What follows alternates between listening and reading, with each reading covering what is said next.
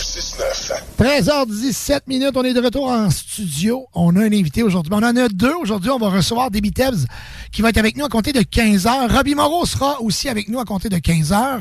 Et on reçoit aujourd'hui, en début d'émission, un ami que ça fait peut-être quelques mois qu'on a commencé à se fréquenter encore plus. Là. On était amis Facebook, hein, on se jasait comme ça, et puis là, on devient des amis. On devient maintenant, il travaille avec moi dans mon entreprise. C'est un gars que j'ai appris à connaître, que j'apprends encore à connaître, extraordinaire. C'est un touche-à-tout, un gars qui a du talent à en revendre. Def Lépine est avec nous. Comment ça va, Martin? Salut, ça va bien? Première question. Yes. Que tout le monde me pose, puis que j'ai pas la réponse, puis là, je vais pouvoir leur répondre, puis on va leur tout leur dire.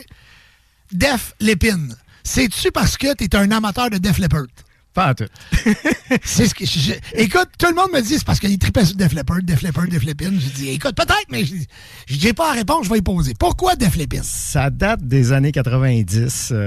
Quand j'étais au cégep, j'avais un de mes chums qui, lui, il s'amusait à faire des jeux de mots. Puis, à un moment donné, il est arrivé, puis il m'a appelé DJ Def Lépine. Puis, ça a comme resté, là. Puis, quelques années après, quasiment 15 à 20 ans après, j'ai parti ma petite compagnie, puis j'ai pris ce nom-là comme nom de DJ officiel. Fait que lui, il ne sait pas. Bernard Racine, dans le temps à Jonquière, il m'a appelé une fois Def Lépine, puis ça a resté. Ben voyons donc! Une histoire aussi banale que ça. Écoute, on charge de midi à 14h. C'était en m'en venant. La première chose, je me suis dit, écoute, tout le monde me le demande. Pourquoi Def Lépine? Ben, j'ai dit, écoute, il y a plein de questions sur plein de noms de DJ. On veut savoir pourquoi. Et là, tout le monde me dit, ça doit être à cause de Def Leppard. Ça a du sens, mais je suis persuadé que c'est pas ça. Fait que, OK. Fait que là, ceux qui se demandent pourquoi Def Lépine, c'est à cause d'un gars à Jonquière. Il s'appelle comment, hein? Il s'appait Bernard. Il s'appelle encore. Ouais. J'ai perdu contact avec depuis que je suis parti à Québec. Là, fait que Bernie, il sait pas, là, mais. Il sait pas. Son nom, il a fonctionné. Il pourrait quasiment demander un trademark. Exactement, c'est ça que je pensais. J'osais pas trop le dire. Fait que, écoute, Bernie, si tu nous écoutes. Appelle-nous, on va s'organiser pour que il va falloir que tu le fasses enregistrer.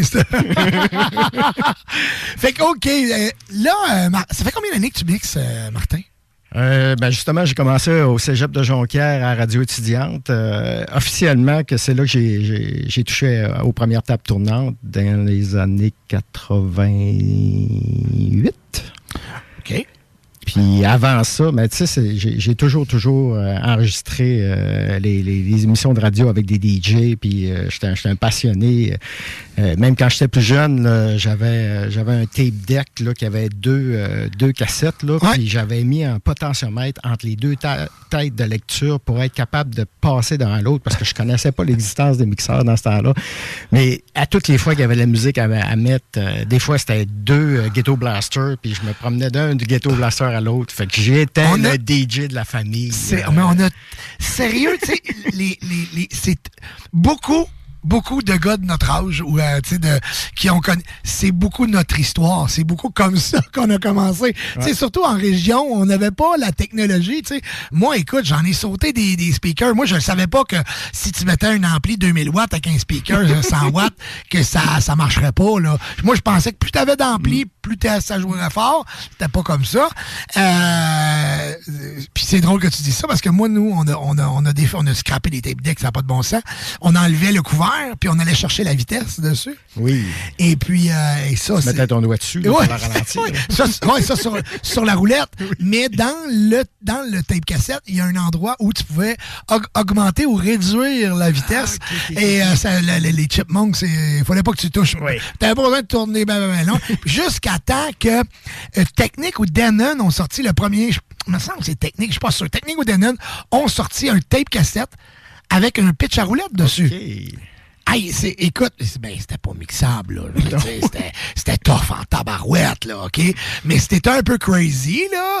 Ben oui, ça se faisait. Mais je te le dis qu'il fallait que c'était play pause. Hey, c'était du sport avec les tapes, on enlevait le boîtier, puis on mettait la cassette direct dedans, puis on touchait aux roulettes. C'était complètement fou. On enlevait vite, là. Ouais, c'est ça. Ça faisait cute.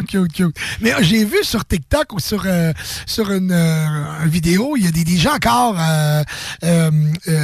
du côté plus du Mexique ou ces choses-là. Ouais, là, je l'ai vu aussi. Il est capoté, hein? Ah oui, puis là, le mix est parfait. Le mix est parfait. Oui. Parfait, puis tout au tape deck. Tape deck, ouais. C'est capoté. Fait que ça c'est déjà jeune, tu tripais sur la musique, OK? Et est-ce que c'est arrivé rapidement que tu as joué devant des foules ou tu... Ouais, j'ai un parcours qui est à peu près... Je dirais standard, à peu près à tous les DJ. Là, on commence à faire des soirées pour nos chums dans les parties étudiants. J'ai fait des parties au cégep de Jonquière de ma concentration. Après ça, quand j'ai transféré à l'université à Sherbrooke, j'étais étiqueté DJ. Fait que là, toutes les parties de concentration en informatique, c'est moi qui se ramassais avec. Puis après ça, ben, je me suis fait des chums. Puis à un moment donné, 14-17, ça s'appelait La Gare à Sherbrooke. Fait que je me suis ramassé pendant mes études dans un petit club de 14-17. Puis c'était parfait pour moi. Là. Je commençais à 9h, je finissais à minuit. Puis à minuit, on sortait d'un bar après ça. C'était génial. C'était vraiment le meilleur des deux mondes. Là. Mais au-delà de tout ça, il y avait cette passion-là pour la musique. Tout le temps. De rendre les gens heureux. Puis de cette fibre-là musicale. Puis Dieu sait que dans ces années-là, le dance music était incroyable. L'Eurodance, c'était T'étais un mordu de euro comme moi. Là. Oui. On a beaucoup de compatibilité dans le style musical. Là, quand je t'écoute, on dit « Wow, c'est bon, le remix, c'était écœurant. » Oui, bien c'est ça. On a cette touche-là de nos années qui perdure puis qui reste gravée sur notre style. Là. Donc, on fait un survol rapidement. Bon, là, comment tu t'es ramassé ici à Québec? Ça fait combien d'années que tu es ici à Québec? Je suis arrivé, j'ai fait un stage pour Desjardins dans les années 95-96 à peu près. Okay. Là. Puis là, ben c'est ça. Vu que j'avais étudié en informatique à Sherbrooke, puis il y avait un système coopératif, ben, je me suis ramassé à Québec. Puis je te dirais que ça faisait partie de mon plan de carrière. Le gars du Saguenay ne voulait pas se ramasser à Montréal parce que je trouvais ça trop gros, pas habitué au trafic, puis tout ça. Fait que Québec, je trouvais un endroit... C'était le in-between bien correct. Exactement. Fait que c'est ça. Je me suis ramassé à Québec pour Desjardins. Je suis encore aujourd'hui pour Desjardins. Puis là, ben, la maison, la famille, puis tout ça. Fait que j'ai pris un break de DJ pendant quasiment 20 ans. Mais par contre, j'avais mon kit, puis je me mettais à jour avec toutes les nouvelles consoles qui sortaient, là, les consoles MIDI, puis tout ça. Puis et aussitôt que j'avais un petit peu d'argent, je me mettais là-dessus, puis je faisais peut-être 2-3 gigs par année, puis je faisais 0 argent, puis même j'en brûlais de l'argent parce que en équipement, là, c'était vraiment une passion, là. Fait que, mais j'étais quand même toujours à jour. Je downloadais ma musique. Je faisais 2-3 petits gigs. Puis en 2019, c'est là que je me suis décidé de partir ma petite entreprise avec mon gars. Qui avait 19-20 ans à peu près là, dans ce temps-là. Puis lui ici, c'est un passionné de festival de musique. Il est allé à plein de places un petit peu partout aux États, en Europe. Fait qu'il trippe bien gros, là. Fait que c'était naturel qu'il s'en vienne avec moi. Puis il m'accompagnait dans les mariages, les parties corporatifs, puis tout ça. Puis à force de me suivre, puis je le faisais mixer dans la soirée. Puis là, tranquillement, pas vite, il s'est habitué.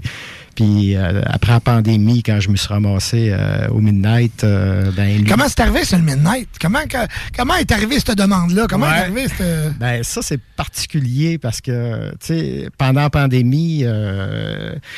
c'est soit que tu prenais ton trou puis tu broyais ou encore tu te retroussais les manches puis tu essayais de faire de quoi. Puis moi, ce que j'ai essayé de faire, c'est un peu comme tous les autres DJ des Twitch. étant donné que j'étais un petit peu plus à l'aise avec la technologie qu'une grosse majorité peut-être des DJ, ben j'étais d'un premier qui a commencé à faire des Twitch. Fait que au début, c'était intéressant parce que il y avait pas beaucoup de DJ, puis il y avait beaucoup de monde qui voulait consommer ça. Ça fait que ça faisait qu'on avait des bonnes auditoires. Puis l'histoire, c'est vraiment bizarre. Moi, j'ai un petit garçon qui est autiste aussi, là, puis il y avait une obsession pour que le poste soit toujours sur la télé communautaire. Le poste, la chambre. Quand on arrivait dans la chambre, première chose, lui, il y avait une photo mentale, il fallait que ça soit là. Puis, un moment donné, je suis arrivé un soir, puis il y avait Alain Tremblay qui était en entrevue, qui disait qu'elle allait ouvrir une discothèque en bas du Phoenix du Parvis. Fait que, puis là, il parlait à la TV communautaire. À la TV communautaire. OK. Fait que, moi, j'écoutais ça, puis je trouvais ça intéressant parce que c'était dans le temps où il y avait plein de microbrasseries qui poussaient, puis que les discothèques fermaient une après l'autre. Puis lui, il arrive, pendant que tout le monde ferme, il ouvre. Puis en plus, une discothèque inspirée des années 90. Fait que là, ça t'a parlé. Ça attire mon attention. Fait que je l'ai écouté. Puis là, j'ai dit à ma blonde, la crème, ça serait une belle place pour aller veiller. Fait qu'on est allé souper. Je suis allé voir Alain Tremblay. Je me suis présenté. Puis j'ai dit que je suis DJ. Puis si jamais il y avait de quoi. Puis pour lui, c'était bon. Encore un autre DJ qui vient me saluer. Puis tout ça. Puis ça restait là. Puis pas longtemps après, ben là, on était en confinement. Puis tout ça. Et puis là, ben, je voyais que le Midnight Blue avait quand même 400 000 personnes dans son groupe Facebook. J'ai dit, crème, ça serait peut-être l'auditoire potentiel à aller chercher, là. Fait que j'ai contacté Alain. J'ai dit, veux-tu que je fasse un genre de Twitch, puis que je t'annonce, puis je dis que on a une collaboration entre nos deux, puis tout ça, puis je te charge rien, puis ça te fait de la visibilité, puis toi, tu m'amènes des auditeurs, puis tout le monde est content. Fait que c'était une petite relation win-win qui a commencé comme ça. Puis, lui, en faisant ça, il regardait ce que je faisais, puis comment est-ce que je travaillais, puis tout ça, puis comment est-ce que je pouvais être sur le party aussi ces soirs-là. Il s'est passé toutes sortes d'affaires drôles. Ah oui? Je m'étais acheté aussi des tables tournantes dans ce temps-là, puis je faisais tourner les bouteilles de boissons, c'est les tables tournantes. En tout cas, ça, c'est une autre histoire. Fait que, on avait beaucoup d'interactions. Fait que, un soir, il m'a dit, écoute, mec, je réouvre, Martin, tu vas faire partie de ma liste de DJ. Fait que, tu sais, dans mes rêves les plus fous, j'espérais d'aller mixer au Midnight une fois ou deux par année. Là, je suis rendu une fois ou deux ou trois par mois. Là. Fait que depuis 4 ans que ça dure, la relation, puis on a vraiment du plaisir. T'as du fun fou à jouer là. On le sait, on le sent, on le voit. Moi, écoute, c'est ce que j'aime d'un DJ, c'est quelqu'un qui bouge en arrière de ça, quelqu'un qui a de la vie. Et je pense que ça, c'est une de tes marques. On va aller écouter le montage de DJ From Mars, puis on va revenir. De retour en studio avec mon chum Martin Lépine, a.k.a. DJ Def Lépine. DJ résident au Midnight Blue, une discothèque qui est assez incroyable, merci. Alain a su donner à l'endroit un look 90 avec un paquet de lumière. Mais cet endroit-là a toujours été mythique pour ça. Il y avait une discothèque avant le Midnight Blue dans cette place-là. Et ça fonctionnait bien dans les années. Puis écoute, Alain a fait une job avec sa femme. Il est en business avec sa femme. Hein? Ils ont fait une job incroyable. Là. Le Phoenix en haut, en bas. C'est une business qui roule très, très bien. Les jeudis soirs, on vous invite à aller faire un tour. Hein, je pense que c'est une soirée qui essaie de builder up. Hein? Vous ne savez pas où sortir le jeudi soir. C'est la place. Et vendredi, samedi, arrivez tôt parce que vous allez attendre longtemps dehors. Oui. Il t'a des méchants line-up. Oui, il t'a des méchants line-up. T'es là 1 à 2 fois par mois. Ouais. En rotation avec plusieurs autres, dont ton fils. Ouais. C'est comment d'aller voir son fils mixer? C'est... Le papa est fier. Hey, j'essayais de penser tantôt, de dire, tu sais, t'arrives, salut mon gars. Ouais. Moi, j'aurais pas vu mon père venir me voir au club. Mon père, c'était pas son style du tout. Mais j'aurais aimé ça, par exemple. J'aurais vraiment aimé ça. Il doit être fier. Ouais, on dit papa est fier, mais lui aussi. Là. C'est particulier d'avoir deux générations qui en arrière des consoles! travaillent à la même place. Là, c'est vraiment particulier. Puis il a fait sa place tranquillement pas vite. Tu lui as donné un peu de glace, puis Alain a trippé. C'est ça. Oui, j'ai tracé la voie, mais après ça, s'il n'avait pas fait la job, il n'aurait pas resté. Non, c'est ça. Quelque part, il est toujours en train de monter, de s'améliorer, puis j'ai des bons commentaires à toutes les fois. Hey, ton gars était super hier, puis il y a plein de monde qui savent que c'est mon gars, les éclairagistes, puis tout, les gérants disent hey, vraiment fait une belle soirée hier. Puis c'est vraiment. Est-ce que tu y vas tout le temps quand il est là? Non, je peux pas. Je peux pas. Je suis plus jeune non plus. Là, mais non, c'est ça. Les fins de semaine que je peux me reposer, je recharge les batteries. Mais tu sais aussi, je veux dire, il y a quoi? Il y a 20... 25, 26? 20... Fait que, tu sais, il est au goût du jour, lui, là. Ouais. Hein? Tu sais, il est dans la marmite, là. Oui. Puis, tu sais, les styles musicaux évoluent. Lui, le dubstep, puis il y a une grosse gang de sa génération qui triple. Il est capable d'en écouter. Moi, je suis pas capable. Ben, moi, j'ai de la misère, là. Moi, je suis incapable. Je suis rendu au drum and bass, là. Tu sais que... je peux te jouer une drop, là, mais tu me verras pas sur... Écoute, moi, tout ce qui est heavy metal, tout ce qui est agressif comme musique, là, tu sais, qui est très... J'ai jamais été capable. Moi, il faut que ça soit doux, faut que ça soit... J'ai toujours eu j'étais un pure house music. L'euro, pourquoi j'aimais le dance music? Parce que ça découle vraiment du mot tendre, ça découle vraiment d'une musique qui est happy, qui a rien de compliqué dans cette musique-là. C'est juste du beau. Il n'y a aucune... Tu sais, le dubstep ou le tapage de clôture, ça reste agressif. Tu sais, ça reste que tu vas arracher la clôture puis tu veux te brosser la tête. Il y a quand même des bouts mélodieux. Puis après ça, ça l'embarque. Ça scrape toute la belle mélodie. Fait qu'écoute, on vous invite à aller faire un tour au Midnight Blue. Allez voir les DJ, allez faire un tour voir le club. Allez rencontrer Martin. Et... je suis vraiment content maintenant de pouvoir le dire haut et fort. Martin fait partie de mon équipe avec moi maintenant depuis quelques mois. Martin est dans la gang des productions dans la famille. Il a vu aussi comment c'était notre famille, notre gang. On est très, très soudés, serrés. Bien content que tu sois avec nous. Ouais, il y a un beau fit naturel. Un beau fit. Ah oui. Il n'y a personne qui a forcé. Non, il n'y a personne. Ça s'est fait. Puis c'est ça qu'on veut. Tu sais, je veux dire, moi, je vais... Je suis très... t'as vu comment je suis. Je pense que les gens aiment bien ça, travailler avec moi. Je suis vraiment pas compliqué. Ma blonde, elle dirait peut-être pas ça. Elle dirait, des fois, il est plus compliqué, mais ça, c'est un autre dossier. Mais c'est ça. Fait que, puis écoute, on a une grosse été qui s'en vient. Fait qu'on va se séparer. On a un appel ici sur la hotline. D'après moi, je sais pas mal c'est qui appelle à cette heure-là.